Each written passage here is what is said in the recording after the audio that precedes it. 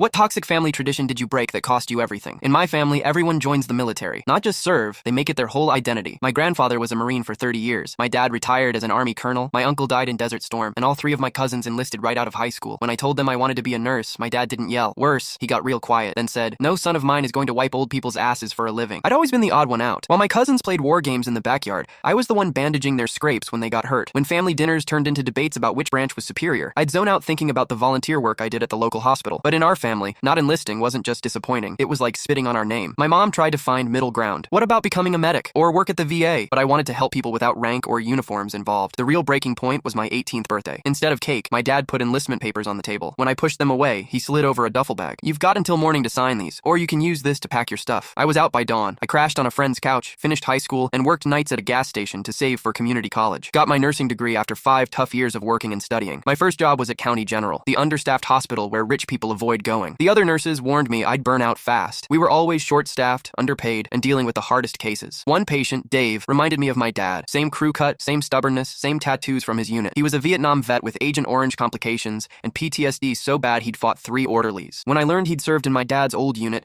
I nearly requested a transfer. That's exactly what my family would have expected. But this was precisely why I'd become a nurse instead of a soldier. Sometimes the bravest thing isn't running toward gunfire, it's sitting with someone while they face their demons. The turning point came during a bad night when Dave had flashbacks. Instead of calling security, I just sat with him until morning, listening to war stories I'd heard versions of my whole life, but never from this side. After that, the other vets on the floor started asking for me. Without telling anyone, I started a support group that met in the hospital cafeteria after my shifts. That's when everything blew up. The hospital newsletter ran a small piece about our group with a photo. Someone from my dad's old unit recognized me. The headline just said, "Local nurse starts veteran support program," but the military community is small. My uncle showed up at the hospital during my shift. "You refused to serve, but now you're playing hero to real soldiers," he said. "Your father was right about you." The hospital administration called me in, worried about the confrontation. Veterans Affairs got involved. Some vets defended me, saying I was doing more for them than the system. Others called me a fraud for never serving. Dave stood up at a VA town hall. "This kid's the only one who treated me like a person, not a uniform," he said. "Where were the rest of you when I was sleeping in my car?" I kept my job, but lost what was left of my family connections. My dad told relatives I was dead to him. They returned my Christmas cards. My cousin blocked me when I tried to congratulate him on his promotion. Last week, Dave died. At the memorial, a young guy in an army uniform approached me. "You're the nurse my grandpa talked about," he said. "I ship out next month, but I'm coming back to use my GI Bill for nursing school." My mom sent a text yesterday, just a photo of my dad's medicine organizer with a note. "He's too proud to call, but he asks about you whenever I come back from getting his prescriptions filled."